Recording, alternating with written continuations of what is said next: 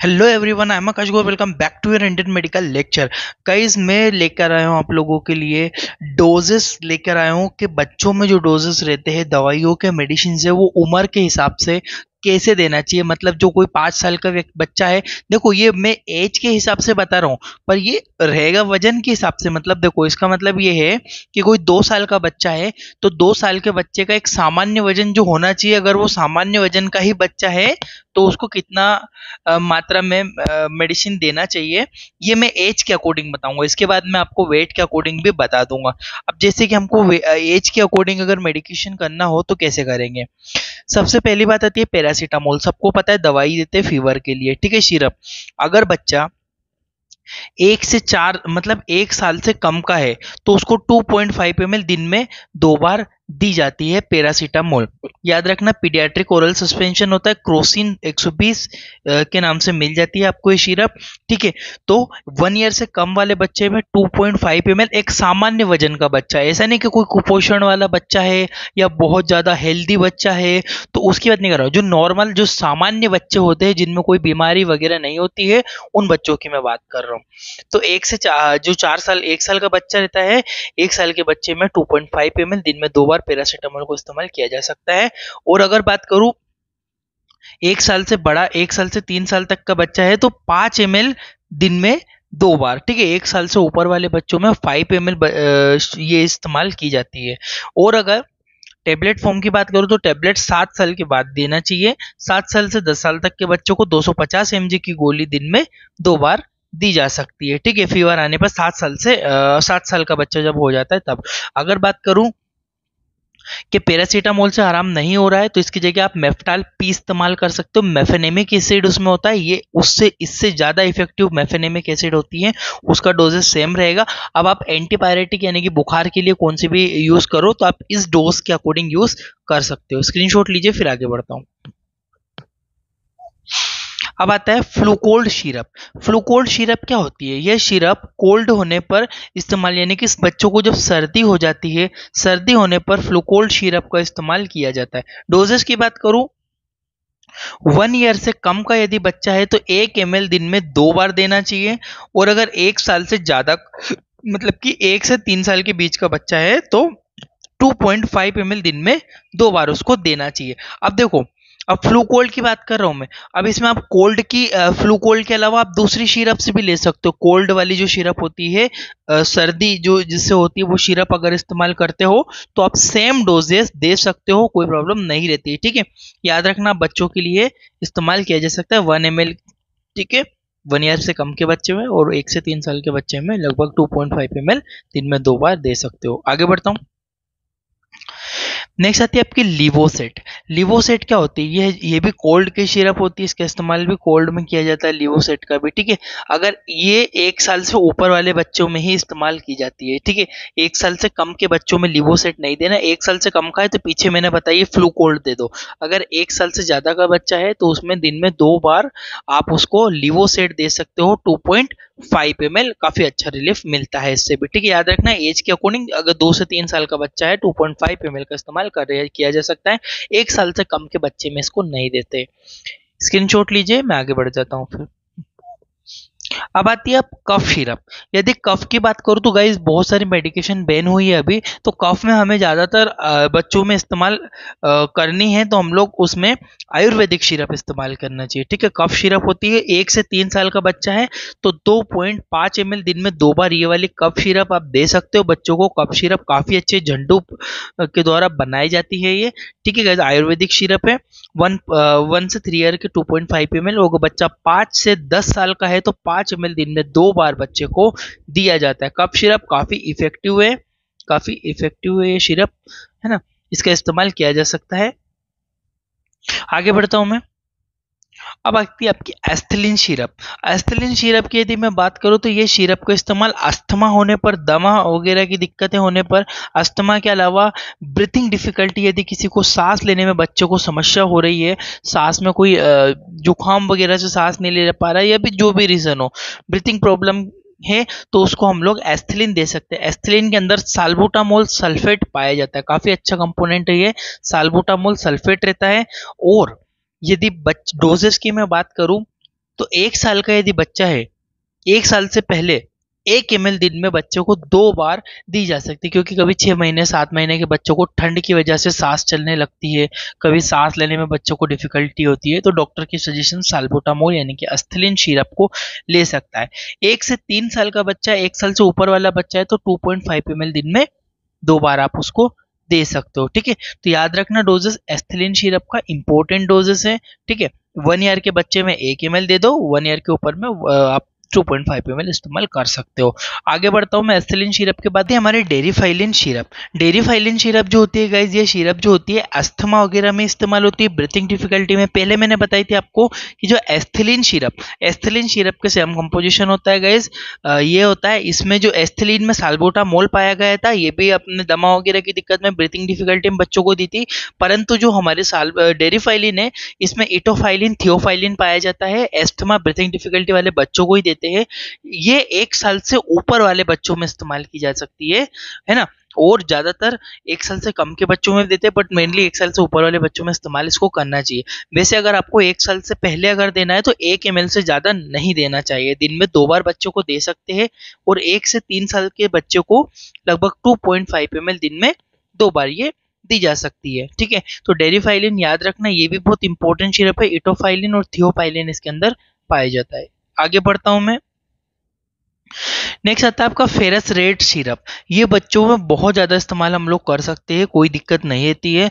ये यूज़ होती है, ये सिरप आयरन की मात्रा को बढ़ाने, यदि किसी बच्चों को हीमोग्लोबिन कम आ रहा है, एचबी कम है, उसको मतलब आयरन की कमी हो गई है, तो हम लोग उसको आयरन की सिरप दे सकते हैं। फेरस रेट के नाम से ये मिल जाती है। अगर डोजेस की बात करूं, 1 से 3 साल का बच्चा है तो 2.5 ml दिन में 2 बार हम दे सकते हैं, 1 साल से ऊपर वाले बच्चे में इस्तेमाल करते हैं। अगर बच्चा 3 से 6 साल का है तो 2.5 ml ही देना चाहिए। ठीक है, डोजेस बच्चों का स्टैंडर्ड है, बाकी फिर डिपेंड करता है बच्चों को कितना क्या प्रॉब्लम है, उसके अकॉर्डिंग भी डिसाइडेड होता है। आगे बढ़ता हूं मैं यहाँ से, नेक्स्ट आता है जिंकोविट। जिंकोविट सिरप सबको पता है मल्टीविटामिन सिरप है, बट इसके डोजेस की अगर मैं बात करूंगा तो 1 साल से ऊपर वाले बच्चों में इस्तेमाल करते हैं।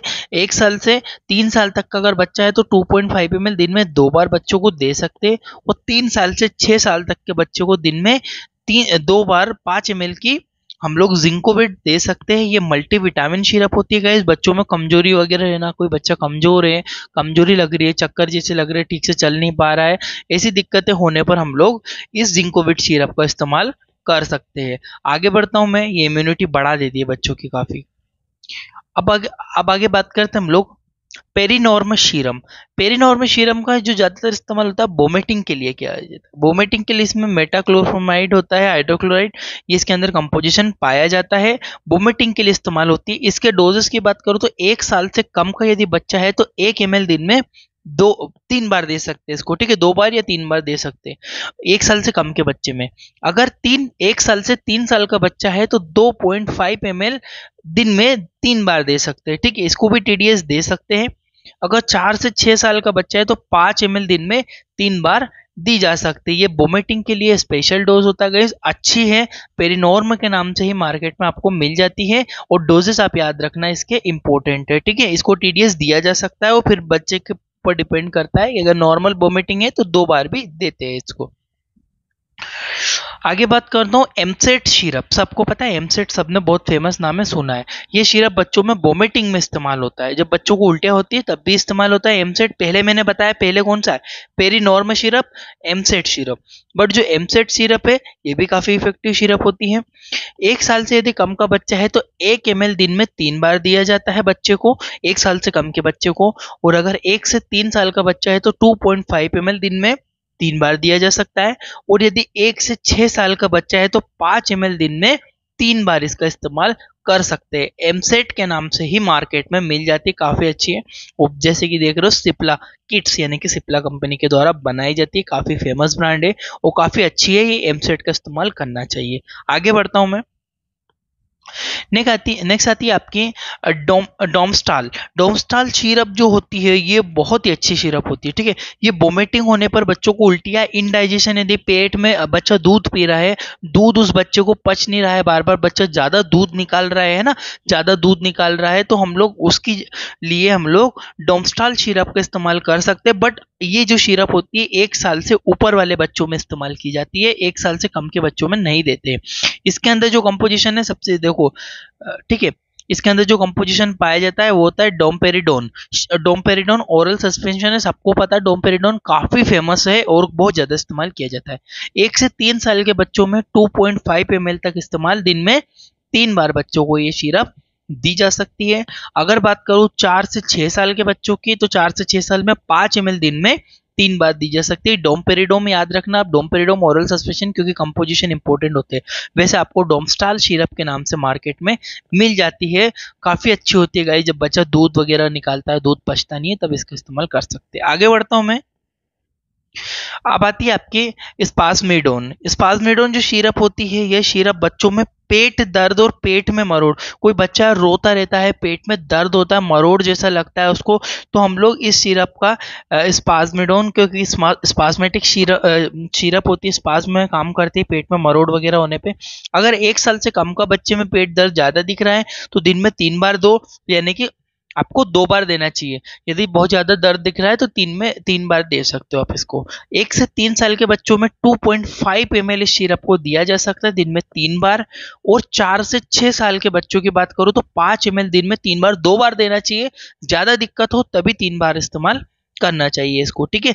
याद रखना इसके अंदर जो कंपोजिशन है, देखो डाइक्लोमाइन है, डाइनेपार जो इंजेक्शन आता है ना, वो उसमें भी कंपोजिशन ये होता है। डाइनेपार डाइक्लोमाइन होता है, डाइक्लोमाइन हाइड्रोक्लोराइड, है ना। ये कंपोजिशन सबसे इंपॉर्टेंट है, जो कि दर्द में आपको बहुत ज्यादा काम आता है, ठीक है गाइज। आगे बढ़ता हूं मैं। डूफालेक्स सिरप, ये तो बच्चों में बहुत ज्यादा इस्तेमाल होती है। क्यों? क्योंकि डूफालेक्स के अंदर ज्यादा साइड इफेक्ट नहीं है इसके, क्योंकि इसमें लेक्टुलोज सॉल्यूशन, लेक्टुलोज का मतलब, लेक्टुलोज क्या है? लेक्टुलोज एक शक्कर होती है, जैसे ग्लूकोज है, फ्रक्टोज, इसी तरह से लेक्टुलोज होता है।